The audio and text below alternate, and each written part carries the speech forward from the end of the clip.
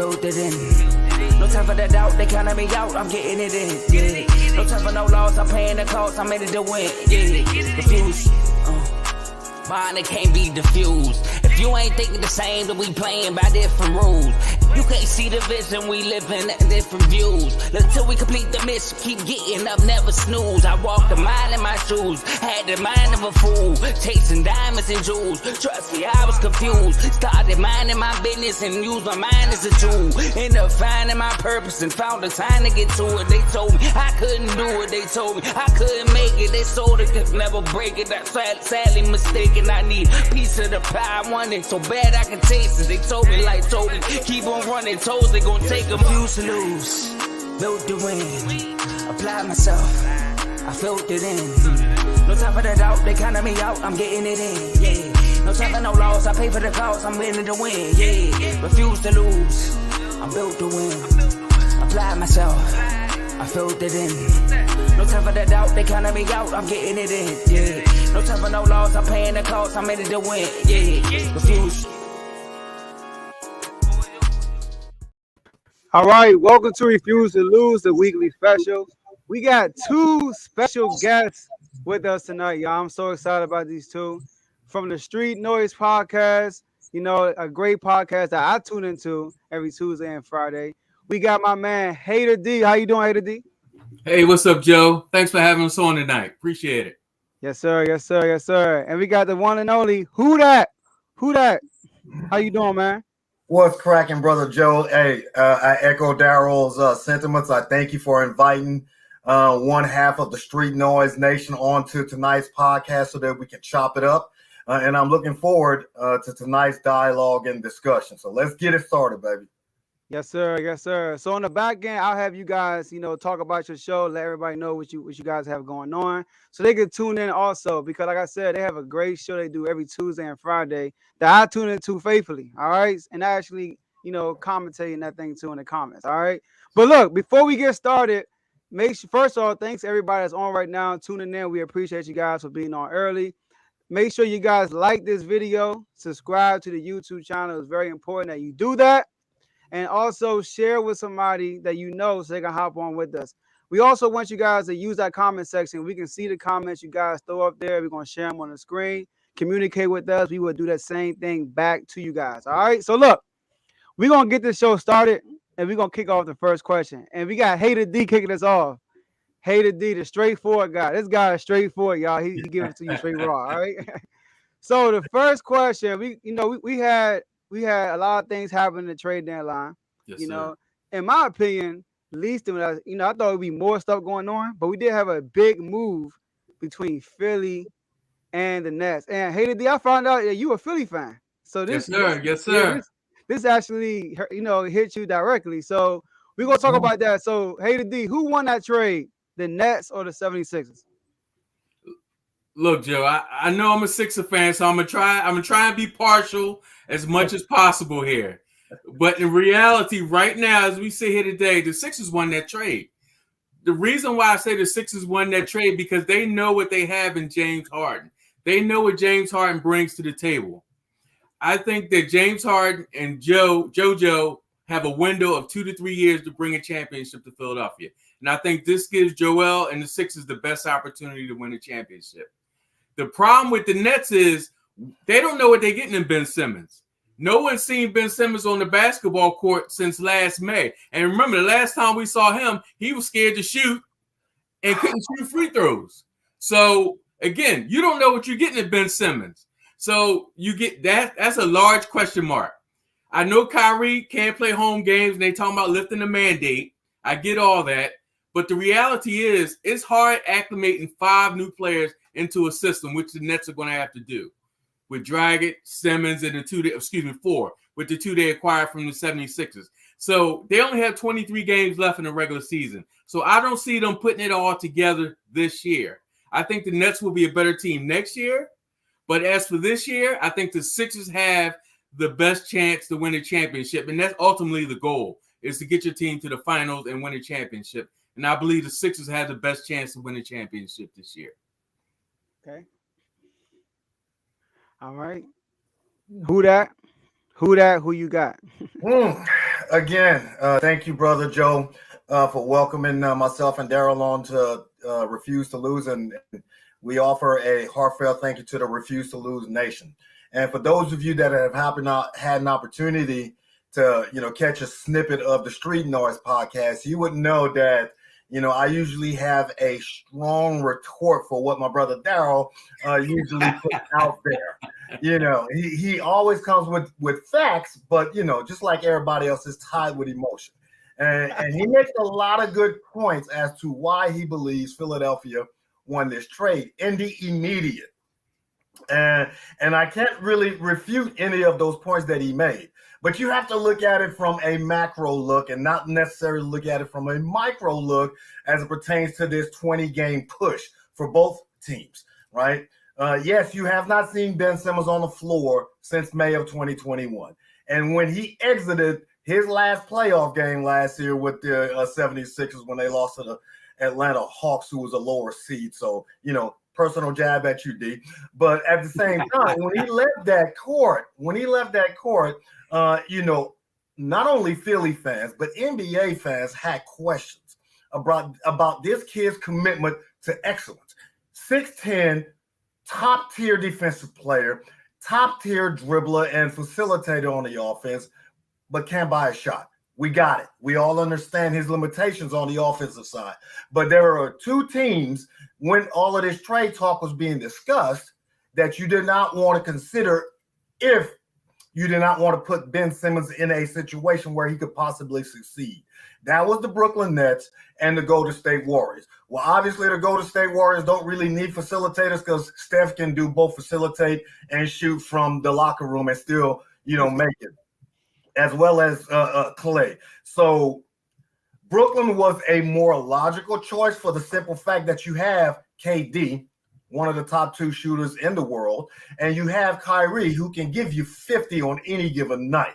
So for Philly to make this trade and to get James Harden in return, obviously in the immediate, like this weekend, we could see Philadelphia, whoever their opponent is, I believe it's Dallas, on Friday night, you could see a 30-point game from each one of those two superstars as they integrate James Harden into the Philadelphia system. Now, taking into consideration, as Daryl mentioned, we have a 20-game stretch here to figure it out for both teams. You trust Philly more because Harden is coming into a healthy situation with the other key superstar on that team playing at not only an MVP level, but is most likely the leading candidate for MVP. So Harden just has to plug and play. All right. With Ben Simmons, you have KD, who is still coming. Well, I don't even know if he's back off injury yet. Not right? yet. So you have to integrate KD back into the system and integrate Ben Simmons into a system. And we won't even talk about Kyrie. Whether or not he plays or doesn't play, depending on location, whether or not the mandate is lifted in New York to where he can play at home. That may be fine and dandy, but then Kyrie may come up with some other reason as to why he is unable to perform on a particular night. So on paper, the Brooklyn Nets going into late May should be the better team, right? But in reality, you may have to support Daryl's original argument that the 25-meter target, which is the 20-game stretch, and then the playoffs, that the 76ers may have a better chance if all key players are healthy. All right, because we still have to take into consideration Tobias Harris can actually play basketball, and he does show up at times. And when he does decide to show up, he really shows up. So you mix that together with a healthy Embiid, a James Harden who is supposedly going to be rejuvenated and motivated to finally get that ring that he has been chasing, and a Tobias Harris who on any given night can be a 20-20 guy at times. So I would lean towards Philly winning that trade.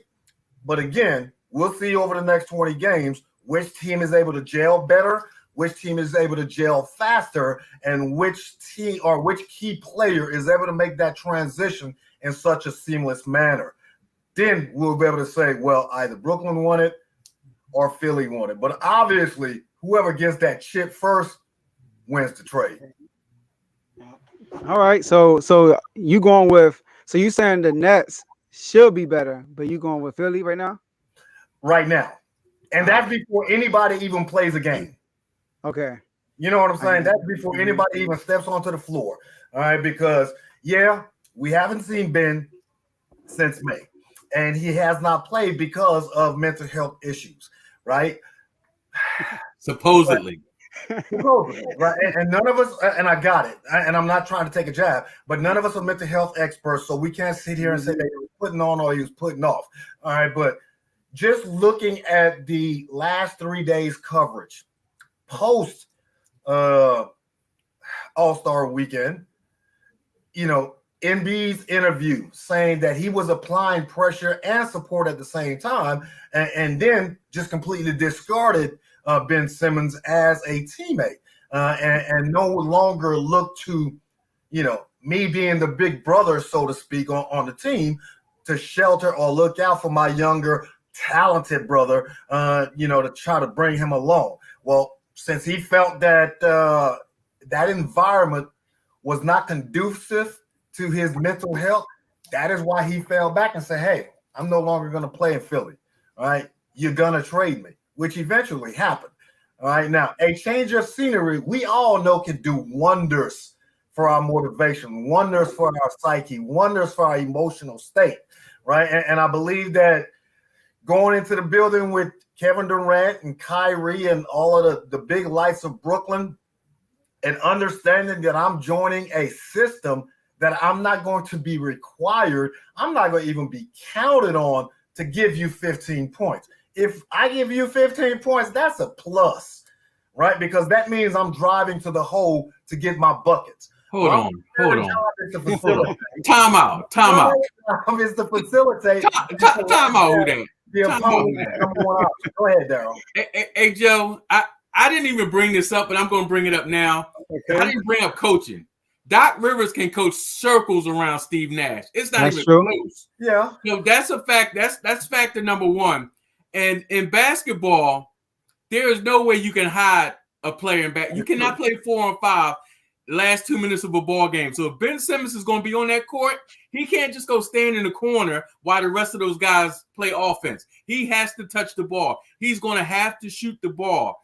And again, unless someone can show me now all of a sudden he's willing and has the heart to shoot in the fourth quarter, I'm not buying Ben Simmons in the Nets until he shows that he can show up in the fourth quarter and make plays. He just can't pass the ball to Kyrie and Durant and say, here you go, and I'm going to step out and y'all do y'all thing. That's not the way basketball works. He has to show up on that side of the floor in the fourth quarter with 3 minutes left to go when it's money time.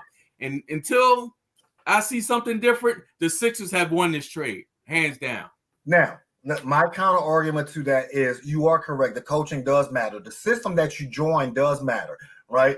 When, you know, the great one was running the triangle offense in Chicago.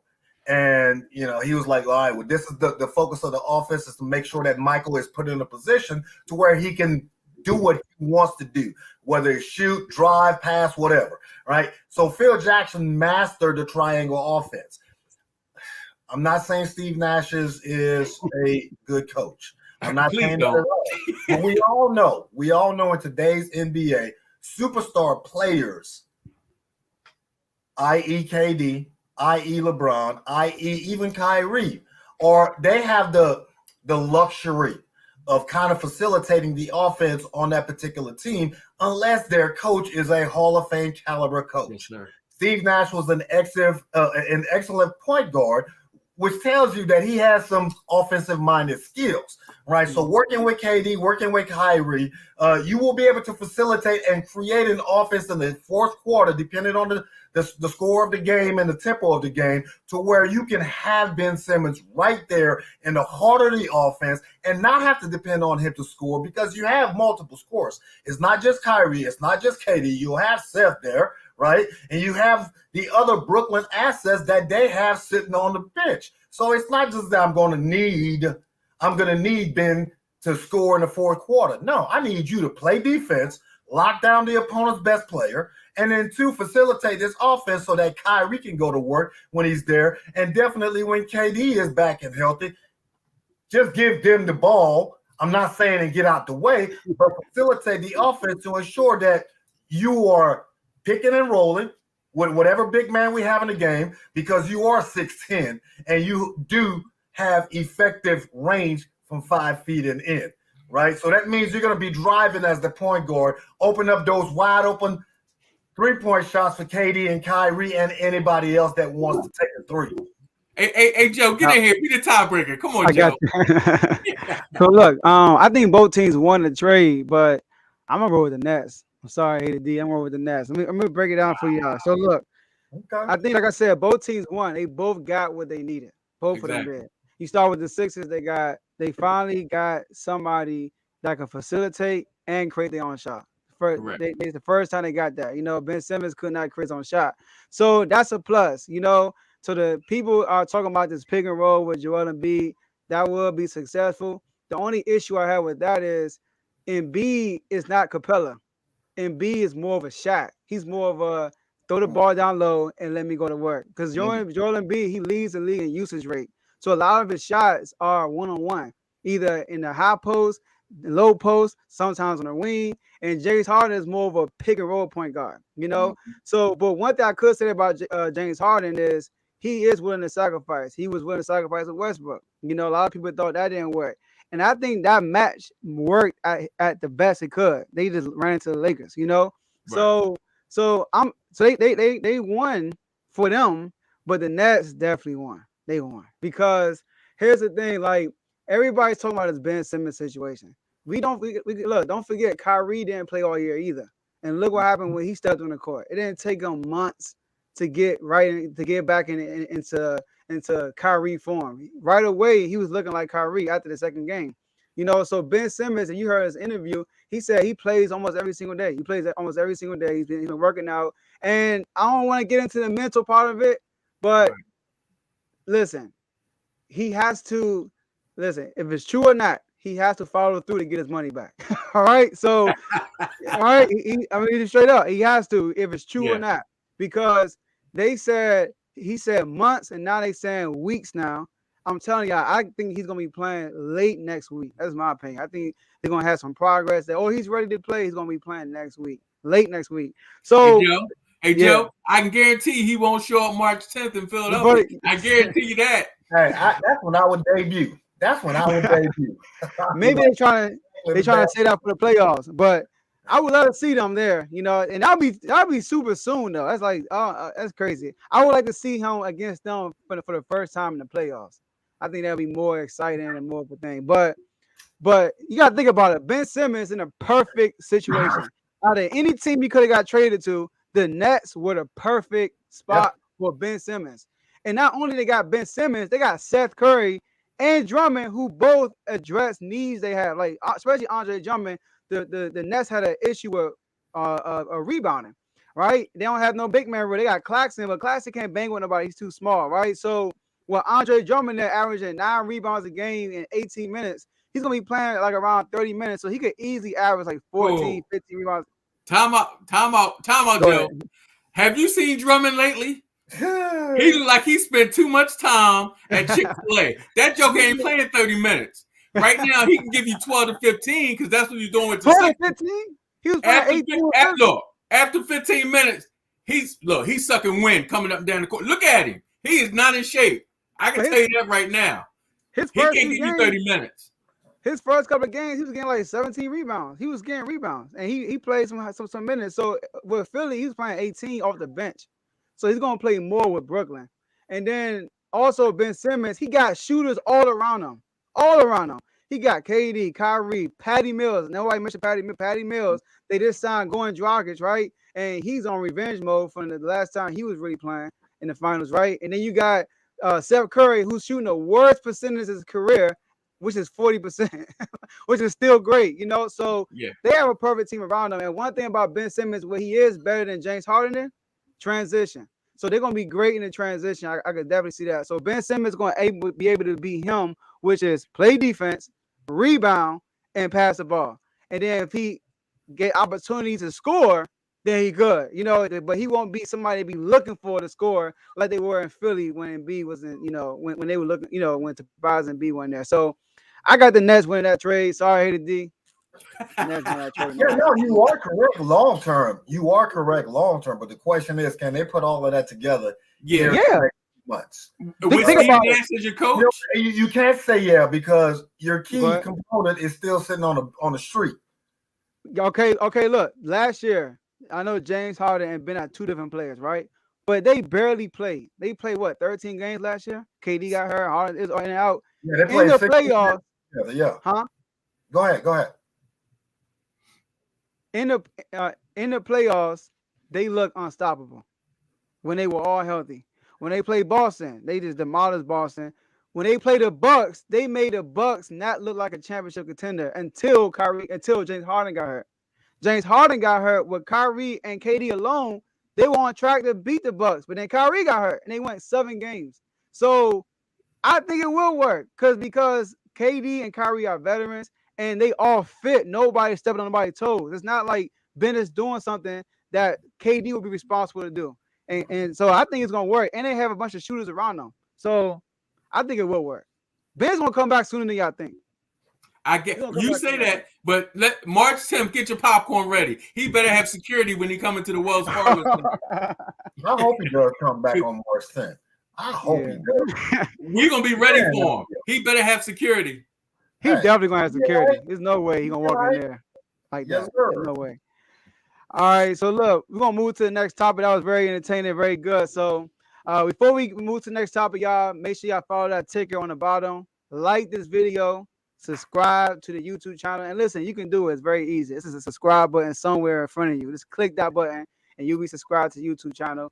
Also, share with somebody so they can come on and, you know, be entertained and actually join us in the comment section. We see our comments. We appreciate that. Keep them coming. I see a couple of y'all arguing in the comment section. Keep that going too. All right.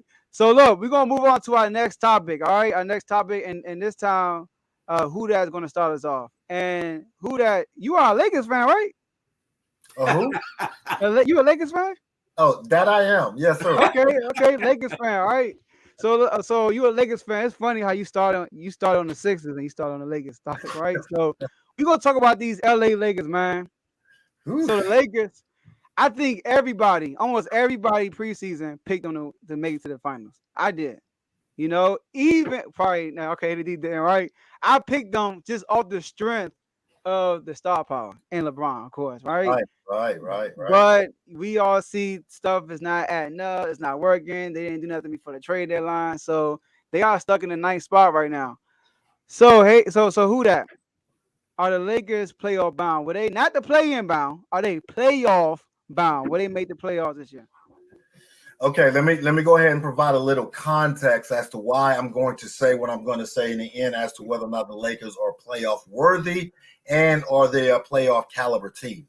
You are correct there, Brother Joe, that coming into the season, a lot of prognosticators had the Lakers not only making a deep run into the playoffs, but possibly representing the Western Conference and the championship against whoever came out of the East. On paper, right? On paper, if everyone returns healthy and stays healthy and brings to the table what they have traditionally done throughout their career, then yes, the Lakers is a solid pick to make it to the Western Conference Finals against a rejuvenated Phoenix or a rejuvenated Golden State Warriors. And then the opening tip-off actually happened in the first game of the season. And it has been a downhill on a downhill slope ever since. Now, obviously, injuries always play a key role in how a season plays out to certain individuals. AD got it. Multiple injuries, multiple games missed. LeBron, age, and being able to push through whatever pain or injury that he once had as a younger individual, unable to do that anymore. This is year 18, a lot of wear and tears on that body, a lot of miles on those feet, and on those knees and on that back. So it's expected. So that's why we bring in the other big name players. Here we go. Uh-oh. Russell Westbrook.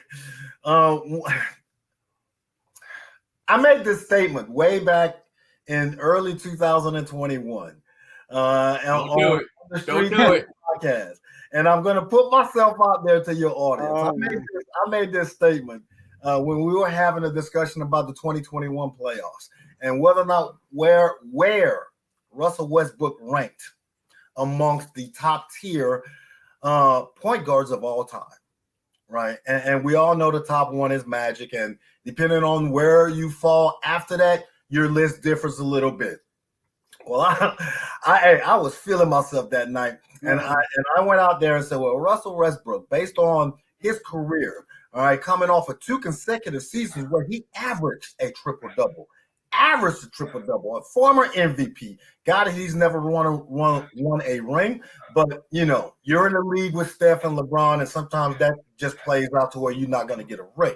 But I made the statement that Russell Westbrook was the third best point guard of all time. Hey, whatever you're drinking over there, let me pass over here. And that was based off an accumulation of career stats and, you know, the intensity and drive that he brings to every single game, every single quarter, every single play. And I was taking all of that into consideration. And I was looking forward to him bringing that tenacity to this year's Lakers squad. But I just don't know what the heck has happened to Westbrook, man. I do not. He laughing, Westbrook at 3. I just don't know what has happened to this brother. What it is, his attention has been, you know, taken to the left because he has other business opportunities that he is trying to, you know, start up and or move forward, being that he's back home in LA. Is it the pressure of being at home, playing in front of the home crowd for a team that I may have wanted to play for my entire life? Is it I have declining skills and I have the Ben Simmons syndrome to where now I can't find a shot? Is it I just don't care? Is it, you know, my feelings are hurt? Is it, is it everything? I just don't know. And he has been a disappointment, or his performance has been a disappointment thus far this year. Now, but yeah, Russ has a track record of having late season pushes to where he really elevates his game. So I'm still holding out hope there. And of course, the third member or the fourth member or the first member, depending on how you want to look at it, of the Rat Pack. All right, with Carmelo and LeBron and D Wade and CP3. Right, CP3. So Carmelo was supposed to be that spot-up shooter who could just sit in the corner and just make it rain on threes and play a little bit of defense every now and then when we need you late in the fourth quarter, if it's a tight game and we need your shot. But at the same time, his performance has really, really fallen off. And I'm not confident in the coaching scheme that LeBron has put together for this Lakers team to ensure that they are able to maximize what the potential they have. Yeah, notice I didn't say the coach. I said LeBron, and I meant to say LeBron. So I don't know, you know, if LeBron is wearing too many hats, you know, nursing injuries, being a GM, being a head coach, being a social media icon, putting other projects together in La La Land, and of course, you know, supporting his son, his family, and you know, his at Promise School. So he has played his fool, and he's looking towards that second career as well. So a combination of injuries, a combination of declining capabilities by key players other than LeBron, because he's still, in my eyes, you know, a top tier, if not, you know, the top tier player in the NBA. Taking all of those things into consideration, are they a playoff worthy team and are they a playoff capable team? They're not worthy of going to the playoffs. They haven't shown it. They have not shown it. Now, granted, you said that they're on ninth in the standings and they can always sneak in, but it'll be an early exit even if they make it to the playoffs. So they are not going to get a championship this year. They're not going to win their first round series if they make it to the playoffs. So, you know, they're not worthy. I won't be surprised if they sneak in, but I definitely will not make any picks supporting them getting to the second round like I did last year. And you can't depend on AD being healthy in the playoffs anyway. So to answer your question, I took 20 minutes to say no. Yeah, I was going to say I still didn't know what your answer was after 5-10 minutes, but I'm glad you finally answered the question. All right. Context, brother, context. So, like, everybody keeps saying that they don't know what happened to Westbrook. Westbrook is the same dude he's always been. He's shooting a career percentage of 43%. To be exact, 437%. This year, his percentage is 437. Like, he's on track of his career. And this is the lowest amount of turnovers he had per game since Really? 2013 and 14.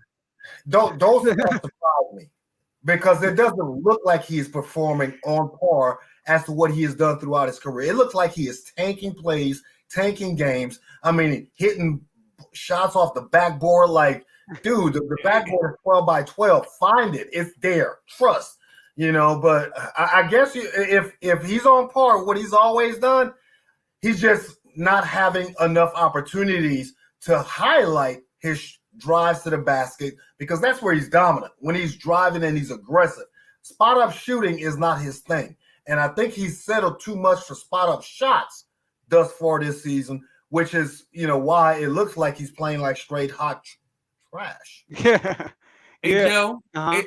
Hey, Joe, one of the things that you and WhoDat, are failed to mention is the fact that LeBron put this team together. Exactly. And this is LeBron's team. He put the stamp on this team. Yeah. You can't change a team. This team looks entirely different than the team won the championship 2 years ago in the bubble. You can't change a team 3 straight years and expect it to have success. So a lot of this falls on LeBron. He could have had DeMar DeRozan on the Lakers. Yep.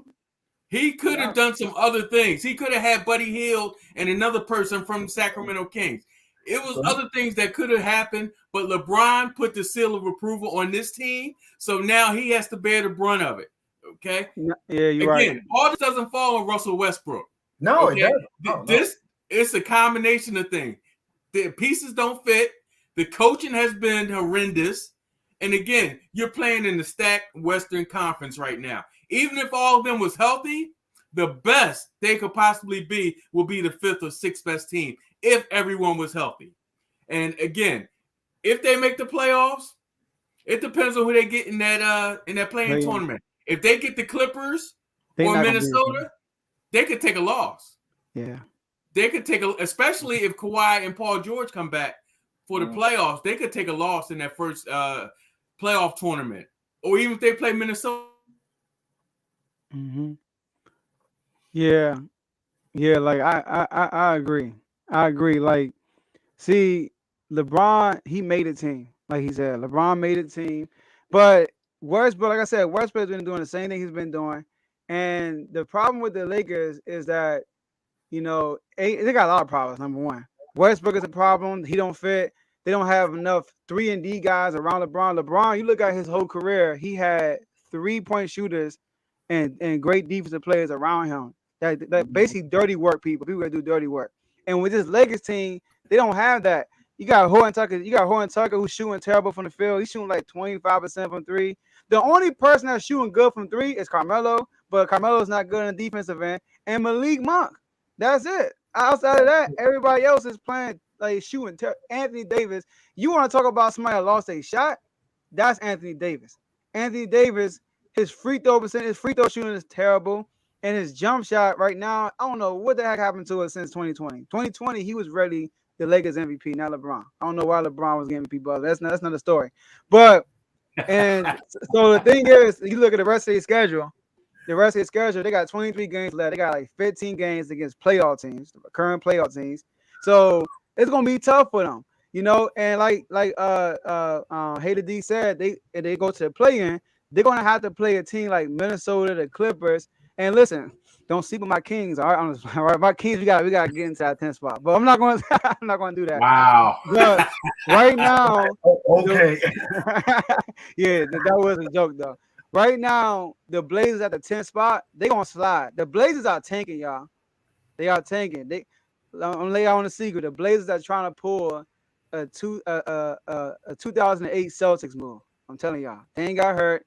They trying to get they got rid of a lot of money. They got a lot of cap space. Anybody get a good draft pick, and they got New Orleans first round pick next year. So I'm telling y'all, they're gonna make some moves in the offseason. But anyways, so the Lakers, I don't have them making the playoffs. I really don't. I think they're gonna make the play in, and then they're gonna lose. But the play-in is anything possible. It's an NFL, one game elimination. So like WhoDat said, if they do make the playoffs, they are not advancing. Because they're gonna have to play the Suns, the Warriors, even if the Grizzlies sneak in there, they're gonna lose to but now you know what? They actually have a puncher's chance against the Grizzlies. That's an unexperienced team. There's LeBron James. You know, so if they play the Grizzlies, I might pick the Lakers, tell you the truth. But Warriors and the Suns, they not beating them at all. I'm sorry. It's over for the Lakers, man. You a Laker fan? I feel sorry. Yeah. And just to bolster your point, it is that the Lakers are deficient on defense. All right. The age really tells itself on the defensive side of the ball, right? Yeah. Because a shooter is a shooter, regardless of that shooter's age. He should still be able to put up shots, which is what you can kind of depend on Carmelo. Now, everybody else proficiency taking a tank, AD and THT and everybody else that's not named LeBron, then you're gonna have those problems. And the coach doesn't have that credibility to pull key players at certain times. Look what happened when he pulled Russell Westbrook for one game in the fourth quarter. Russell damn near had a meltdown, sending subliminal messages to LeBron, and the coach didn't even want to address it in the after the game press conference. Was Russ not on the floor? I didn't think about it, so he was avoiding the question. It lets you know that there are too many B-level cooks now in the kitchen, and we as an organization simply don't have enough to be competitive in a division that y'all have already mentioned that is top heavy. It is top heavy, and I don't see the Lakers doing anything, even if they were to make it in the playoffs. And on a side note, even after Hater D identified that LeBron orchestrated the formation of this team, and I'm one of the biggest LeBron fans that you will ever meet. On the court and off the court. I'm a huge supporter of this brother, right, and all of his endeavors.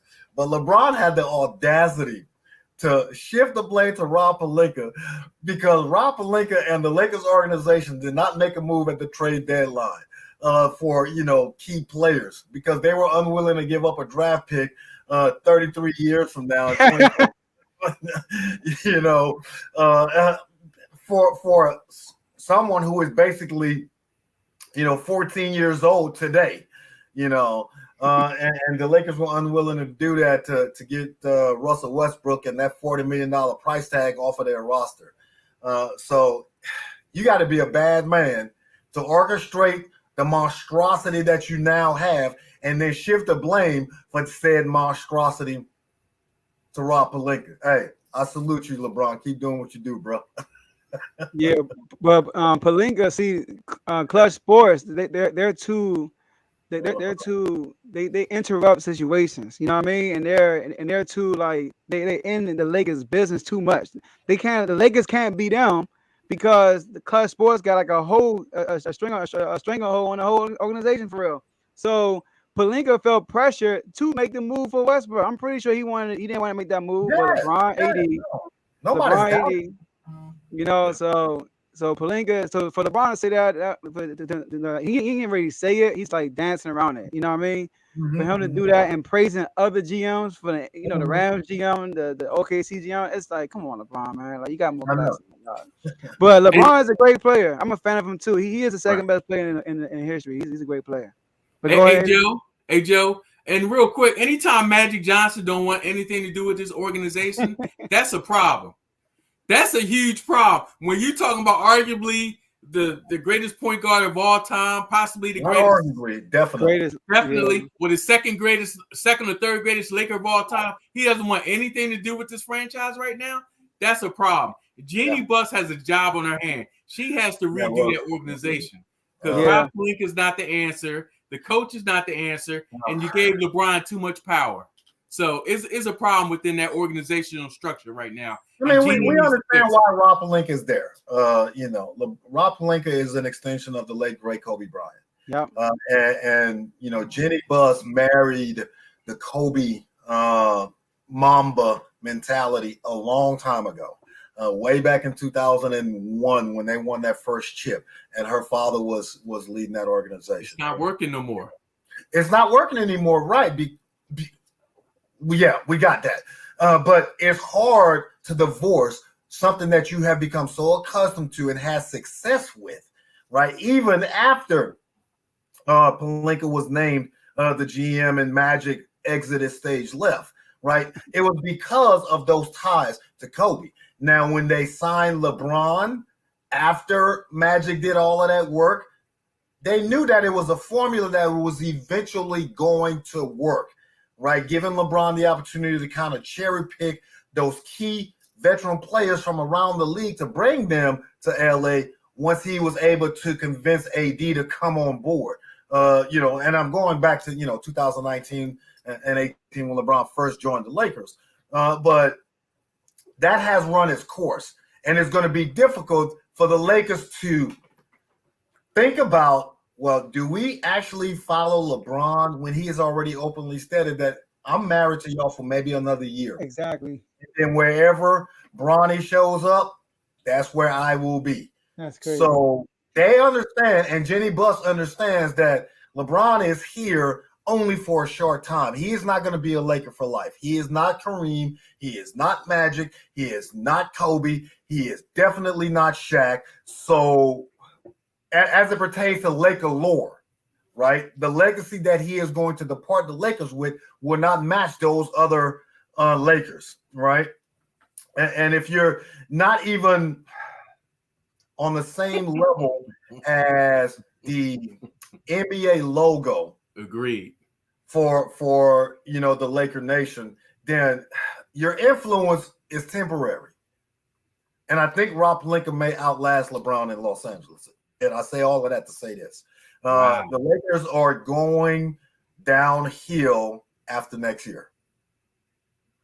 Because AD, and I'm really projected. I am really projected. After this current contract, AD is going to go home to Chicago if they will have him, if he's healthy enough. AD might go to Portland. But look, though. So, look. The thing with Stop it, Joe. I'm telling y'all that Portland make a move this year. But look, though. Pelinka, right? He's doing a good job.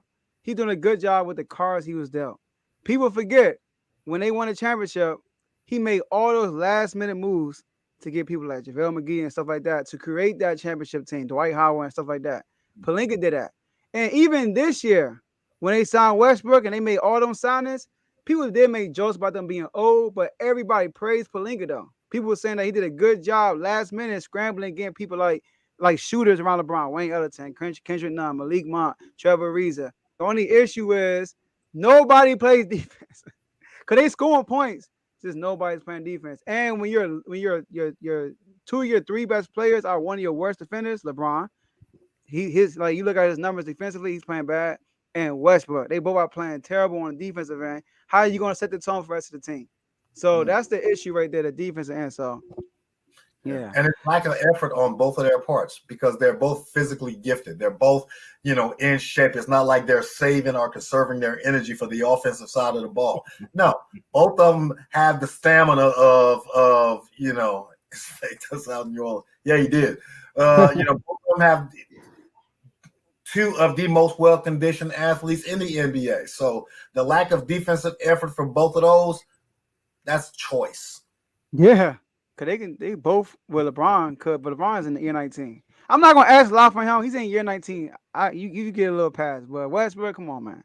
Yeah. He can play. But Westbrook never been a great defender, though. So, all right, let's go to our last question. But before we do that, y'all, make sure y'all read that ticker, like this video, subscribe to the YouTube channel, click that subscribe button, click that share button, send it to somebody for this last topic. Somebody that said, well, I can't get on for a whole hour. Hey, get on for the last 15 minutes. Just share it to them so they can come on. Use that comment section. We can see the comments and y'all see it on the screen. We are reading it. We're giggling in between talks, right? We like what y'all are saying. We appreciate that and keep it coming. All right. So we got this last question, and I'm first. And then listen, I'm not picking who y'all got. Y'all both got Joel Embiid. I got somebody else. All right. Somebody shake some feathers in here. All right. And I had to write notes for this because there's some numbers I gotta talk about. But look, the question is, who's gonna be the MVP this year? Now, it's going to be Joel Embiid for one reason. It's because, you know, he's loud. He's loud, and that's basically it. Because another guy I'm about to talk about, he's actually playing better than Joel Embiid. But he just underestimated every year. Daryl sat up like, oh. I want to hear this. My man Jokic. Let me talk about Jokic real quick. So look, Joel, I'm going to tell you about Jokic, all right? See, the thing is, y'all don't watch Denver. Denver played too late. Denver's a boring team. And then also Jokic got a persona of he don't play defense. He don't do that. I got y'all. Watch this though. So Joel Embiid, right? He said, I got y'all. I was prepared for that. I'm like, hey, the D gonna bring up Embiid, and WhoDat is gonna agree, because Embiid is a front runner. I get it. Joel Embiid, let's talk about him real quick. He's averaging 29. Jokic averaging 26. Check Embiid. But Embiid is shooting 49%. Jokic is shooting 57% from the field, right? Embiid averaging 11 rebounds. Jokic 13.8 rebounds, right? So basically almost 14. Embiid 4.5 assists. Jokic 7.9 assists, all right? And then that's it. So the thing is, Embiid and the Sixers are in the East, so they're the third seed. While Denver's in the West, they're the sixth seed, but Denver's only 2 games behind Philly. So it's not like it's a huge gap between them, all right? Now, let me tell you about Jokic. Jokic right now is top 10 in points, rebounds, which he's second in, field goal percentage, and assists. The only player in the NBA that has that, right? He also is number 1 in PER, right, in front of Joel Embiid. He leads the league in triple-doubles by 4. He leads the league in double-doubles by 9. Also in the second place, my man, new Sacramento King, I can't think of his name. Sabonis. He's second right now. Shout out to Sacramento Kings, right? And I saw a stat, right? When you go to the extra analytics, they got a main stat, right? That sums up everything. It's kind of like QBR, all right, for quarterbacks, and it's player impact estimate, right? And Embiid is number 2, but Jokic is number 1, all right? And that's basically your impact on your team's winning. Jokic is number 1 on that, right? So, and I was like, you know what? How are these people playing on the defensive end, right? Let me look at the analysts on the defensive end. Do y'all know that Jokic, when it comes to big man, he leads the league in deflections, which is a huge deal. He's a disruptor of the ball, right? He's also second in contested shots in the NBA, right? Right in front of Rudy Gobert. The reason why Rudy Gobert kept winning Defensive Player of the Year because of these stats I'm talking about right now: deflections, contested shots, all these extra analytics numbers right here, right? So if I was the NBA and I took away the face, the names, the cities, whatever it is, look at the numbers and what they've been doing, Jokic has been more valuable to his team than Embiid. Oh, I'm not going to say that. Embiid's been very valuable, right? And Jokic, just like Embiid is not playing with Ben Simmons. Jokic is not playing with Jamal Murray. They both are missing the star player, all right? And like I said, Jokic's in the West. He's in a better conference. So Embiid's going to win. But Jokic should win MVP. He should win MVP. Hey Joe, I'm going to say this to you. Thank you for allowing us on your show. But that's asinine, Joe. Come on, man. Let me tell you a couple things that you failed to mention. You said he's quiet, but the quiet guy won it last year. So he's not quiet.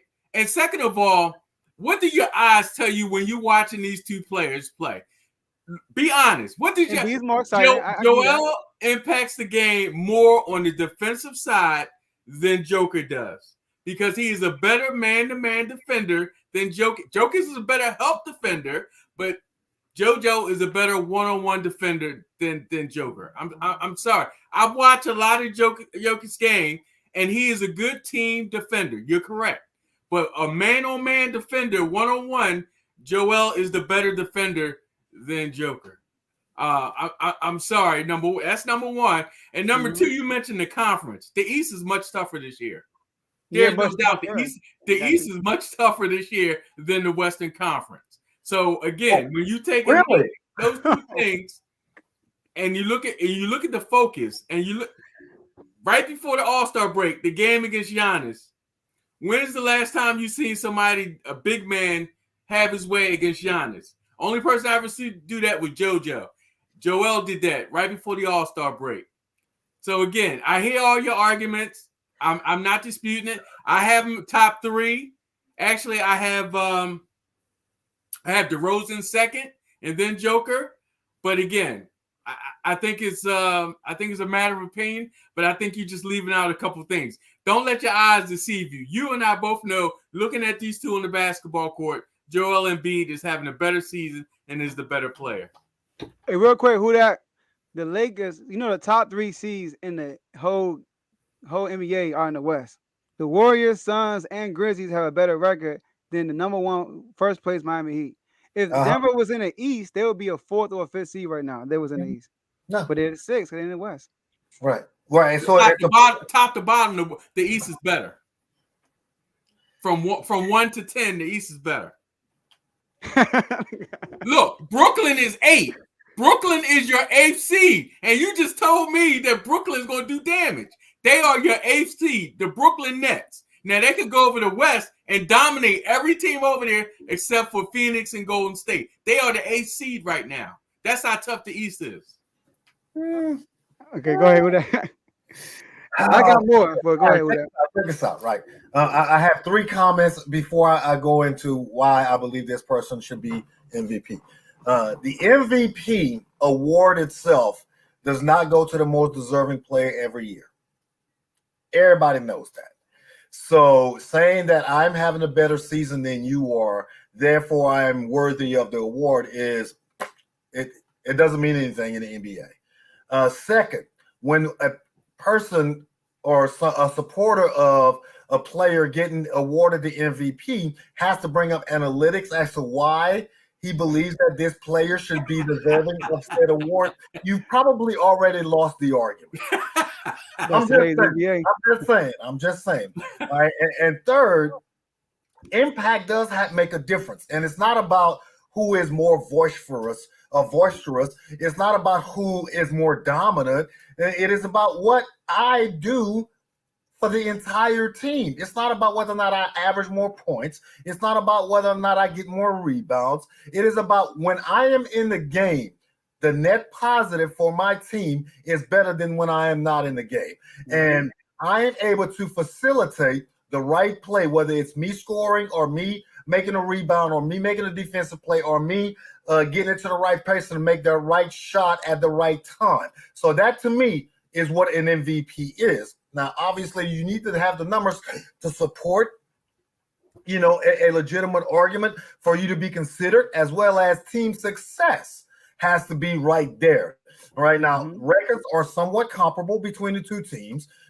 Both are playing well, regardless of whether or not they're in the East or in the West, because they both have to travel to the other division or the other conference to make sure that they are, putting up those victories. Both of those key players are missing their right-hand man, so to speak. All right. Simmons wasn't there all year. Neither was Jamal Murray. And Joker has the numbers. Yeah, he was missing 2? Michael Porter Jr. is gone too. Yeah. With the back issue. So that just gives him more shot opportunities. It does boast of the argument that he is now more of a focal point for the offense, which is why his numbers are so inflated. And the defensive rebounding is a tell. But I like Joker's shooting percentage, right? Embiid, for all his dominance, he should not be shooting 49%, which tells you he's taking too many mid-range and perimeter shots. But it could be strategy, because you don't want to pound inside every night, and then your body is broken down by April and you're not there for the playoffs. So it could be both coaching, it could be Embiid taking care of his body, or it could be, I'm taking what the defense gives me. Now, who should be the MVP? Embiid is the leading candidate. Joker is number 3 on my list. My number 2 is Ja Morant. Ja Morant above Ja Jokic. Morant is my second choice for MVP thus far. Above DeRozan?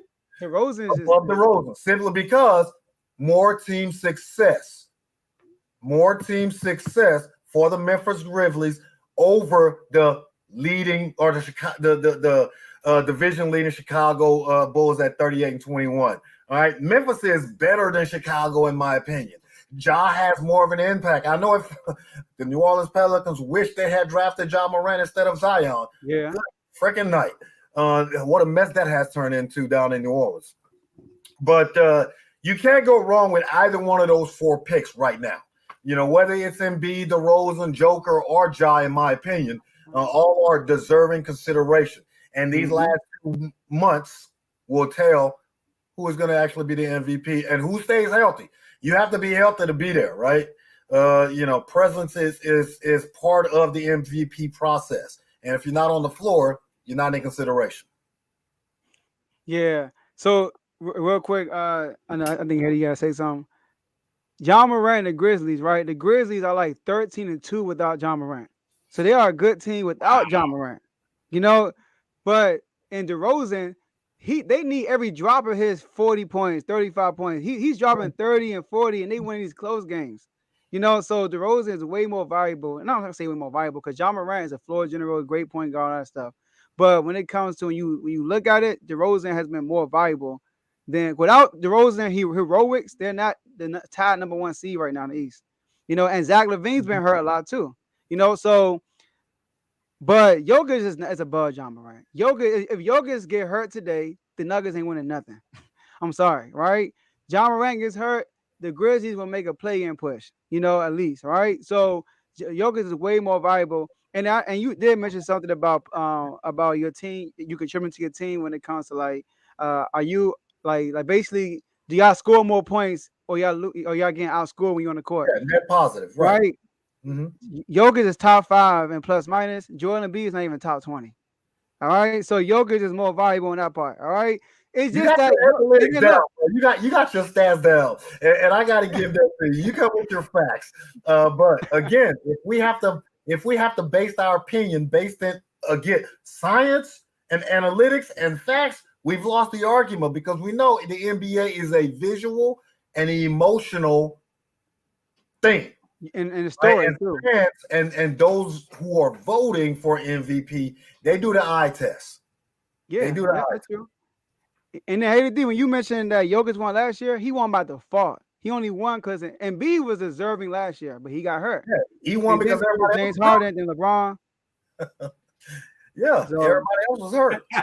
He won by default. So and then think about it, he won the MVP, and he didn't get a Christmas game this year. He's disrespected. I'm telling you, he's overlooked. He's disrespected. Because they got swept in the playoffs. Embiid lost to the Hawks. At least it was exciting. They won a series. They won a series and lost game 7. They were number 1 seed, and they lost to the Hawks. That's because your boy Ben Simmons, who you said the Nets won the trade, was scared to take you the layup. Don't forget that. That was a combination of Ben Simmons, Embiid, everybody. The Nuggets beat the Blazers and they lost to the Suns, who made it to the finals. You know, and look at Phoenix today. So that's what they lost without Jamal Murray. Remember that, all right? So you make a strong argument, and you're not wrong in your argument. I'm just saying, if you have to rely on analytics to support your argument, it's a losing argument. That's just how they do it nowadays, you know. Yeah, you're right. Unfortunately, that's how they do it. All right, so all right, awesome, man, awesome. So look, guys, hey, great stuff. All right, before we close this out, follow that ticker, y'all. Like this. First of all, I appreciate all you guys for still being on and communicating with us through this chat. We really appreciate that. All right, and so make sure y'all like this video, subscribe to the YouTube channel, and once we end this live, you'll be able to watch it immediately. You can rewatch it and everything like that. And tune in, y'all, every Wednesday at 8 p.m. We're doing this live. Monday, Tuesday, Wednesday, and Friday morning, I put out a video basically talking about NBA topics now, but because NFL season is over, all right?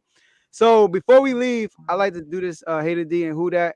Everybody get some last words before they roll out, all right? So we're going to start with you, Hater D, some last words before we leave. First again, Joe, thanks for having us on the show. Some excellent conversation and dialogue tonight. I really enjoyed it. I appreciate you having us on, and I look forward to coming on again. And I think you're doing some great things with your podcast. You're very informative. Just like WhoDat said, you coming with the stats. You're going to make me dig a little bit deeper next time I come on here because you had some extra stats on there. I wasn't ready for it, but, you did a great job. So, again, everybody out there, keep supporting Joe. Joe is very informative. This is a good show, and we enjoyed being on. So that's all I have to say. I'm gonna let WhoDat talk a little bit about our show. Yes, because WhoDat's the wordsmith, so he got some words for you. All right, let's get it. WhoDat? Hey, I echo everything that Daryl mentioned about the Refuse to Lose Nation and all of your fans. And again, I thank you, as Daryl mentioned, for the opportunity to come and share this time with you and your audience, all right, to kind of go over what we are feeling about the NBA season for the second half, as well as to congratulate you in the success that you've had with your podcast. All right, but before we sign off tonight, on behalf of myself, Daryl, Face, and Hollywood Bob, who are the regular cast members or commentators or contributors to the Street Noise podcast, hey, good looking out. Now, with that being said, let me give you a little bit about what the Street Noise family does for not only fellow sports enthusiasts. We come with our own little bit of swagger as well. We discuss the ongoing topics of the day, regardless of the sport, regardless of whether or not it's football, basketball, baseball, NASCAR, wrestling, the Olympics. It doesn't matter as long as it's sports related and we feel that it has an impact to the greater community. We tackle those issues and we look to be a real-time, on-the-ground, average Joe and Jane and or whatever how you want to identify yourself, sports fan who discuss things in a casual, passionate, and informative way, where we invite every single person who is viewing, as does you, or as do you, the opportunity to engage with us real time. Share your thoughts and your feelings. We have just concluded our NFL wrap up. Our weekly episodes were Tuesday and Friday at 9:00 Eastern Standard Time. But we are transitioning into the second half of the basketball season, and we're scaling back just a little bit to kind of give everybody an opportunity to catch their breath to one episode per week, 9:00 Eastern Standard Time on Tuesday nights, where we incorporate a multitude of different ideas, a multitude of different subjects, a multitude of different activities. So y'all, please, after you've liked the Joe Jordan episode of Refuse to Lose, go ahead and move on over to the streetnoise.net website and like the website and become a subscriber and a supporter. And then you can find us on Street Noise Live on all of the streaming platforms, whether it's YouTube, whether it's Facebook. We'll put out, short video clips or shorts or what they're called now on YouTube, to give you a snapshot of what we're discussing on our podcast. So, feel free to check us out again going forward for the next few weeks, every Tuesday night at 9:00 from 9 to 10-ish. Could be 10 or 10-ish. Depending on the dialogue that we're having and the discussion that we're having. But again, thank you for inviting us onto this show, brother. We look forward to having you back onto our show here in the very near future. And we're going to continue this collaboration to keep going into 2022 and beyond. Yes, sir. Yes, sir. Yes, sir. Yes, sir. And real quick about this show, y'all. Like I said, I tuned in. I was on yesterday too. They actually had like a game format the last 2 weeks, right? So it's very entertaining. Y'all need to come on. They are very, as y'all they're very knowledgeable of the sports period, like WhoDat said. Make sure y'all tune in, like, and subscribe to that show also. All right. I got the notifications on. I get it every time that y'all come on. So y'all do the same thing. All right. So that's all we have for you guys today for Refuse to Lose. And guess what? We'll see y'all at the next episode.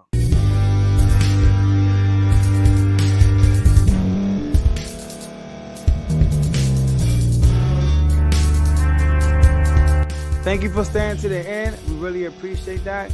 If you are listening to this on you or watching this on YouTube, We would like for you to like this video, subscribe to the YouTube channel, and hit the notification button so you can be notified next time we put out a video. If you're listening to this on Spotify, Apple Podcasts, iHeartRadio, Google Podcasts, etc., we would like for you to follow us on those platforms. Also hit the notification button so you can be notified when we're out. And last but not least, no matter what platform you're listening to or you're watching it on, share it with someone you know, and they could be part of the movement also. So thank you guys for listening, and we'll see you guys next time.